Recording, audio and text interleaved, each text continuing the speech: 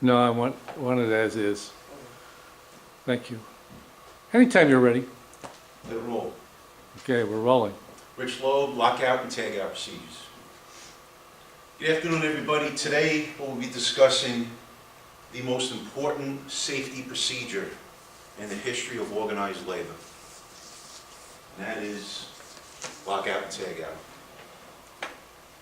It's one that most certainly can save your life. By the end of this class, everybody's going to know how we lock out and tag out, why we lock out and tag out, who's responsible to lock out and tag out, when we do it, the whole removing the lockout and tag out.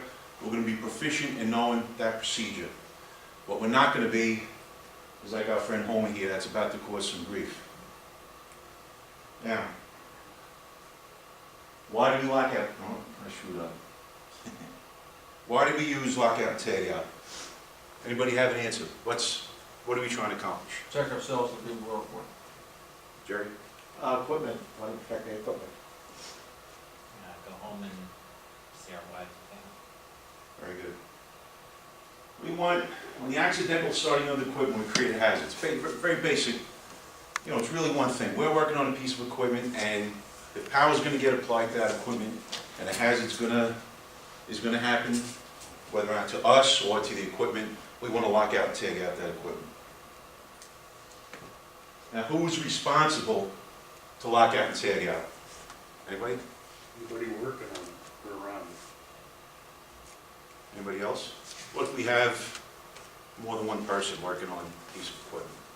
At that point, everybody's responsible. Okay. What if, here's a scenario, you're working on a shutdown, the end of the day comes and somebody else is going to take over? How about a scenario like that? You transfer logs. Very good.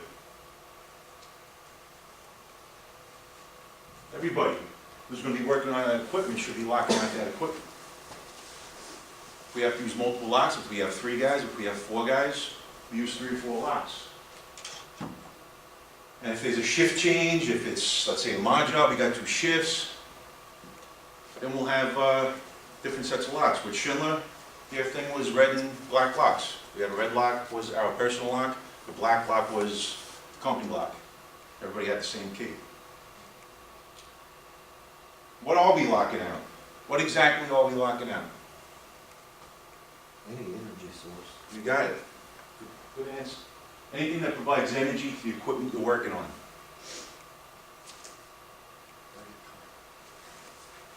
And when are we going to do that? When are we going to lock out? What's a scenario that's going to cause us to lock out? Before you do any work, Oh, give me an example of something that we're going to do, like a task that we might be doing. pull a hydro motor. Pull a hydro motor. Anybody else? Review brake shoes. Do brake shoes. Very good. Basically, changing the door motor, working in the pit, servicing the brake. If it doesn't need power, if you don't need power to do your task, lock it out and take it out. Now, you might be adjusting door locks one day in a 20-story building. You need power to move up and down shift. You're not going to be locking out every time you go for it. But if you don't need power, lock out and take it out. Where do we apply the lockout? Where are we actually putting that lock? At the source. At the source. Good answer. Mainline switch, sometimes it's shut-off valve. Any device that is turned on would present a hazard. That's where we're going to put that lock. What if we don't have a lock? Do we just not lock out the device? go get a lock. What if there's no lock available? We're in the middle of nowhere, we're not getting a lock. We got to disable that somehow. You know, back in the day before lockout and tag out was real important, pulling fuses, we got to disable that equipment somehow so that we know that there's not going to be an accidental start of the equipment. How do we do it? What's a quick basic procedure of how we're going to go about locking out? We have a car, we're on top of the car, we're going to change a door motor. What's the first thing that we're going to do? Notify anybody who needs to know. Yeah, we're going to do that. What else? Secure the car. We're going to secure the car. Anybody else? Pull the switch. Yeah, we're going to remove the power. We probably already did that. We're going to apply the lockout and tag out. Be We're gonna- notifying people that you're gonna, somebody that you're gonna. Absolutely. We're gonna provide some information on that tag, in case you leave, maybe you're gonna go get lunch, and somebody comes back and sees that tag, they know who locked it out, the date and why. We also wanna discharge some stored energy. We might be working on maybe a solid state unit where there's some stored energy in there, we wanna discharge that energy. And we wanna verify that the power's off. Here's some images of, tag, where we put some information. Here's a class with 6 holes for 6 different locks if we have multiple people. That's a lockout and tag out on a shuttle valve. How about removing a lockout? Is there any kind of special procedure when it comes to removing the lockout? Make sure everybody's clear.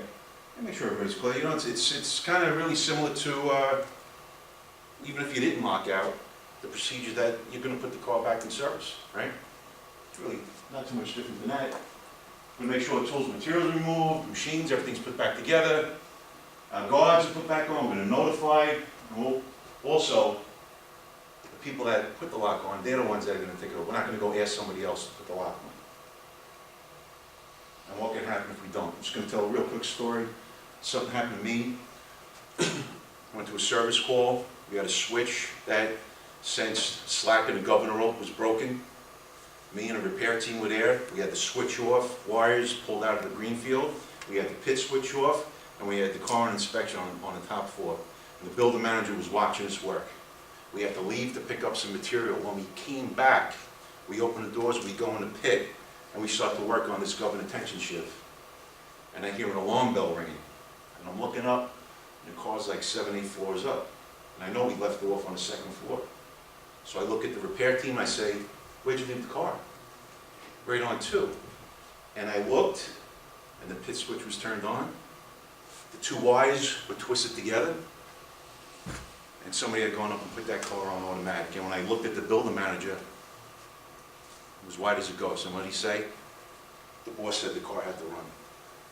Needless to say, I disconnected those wires. I went up, then I locked it out, and then we left. If I had locked and tagged out, we never would have had that potentially very serious condition. Lockout, tag out, it most certainly can save your life. Thank you very much.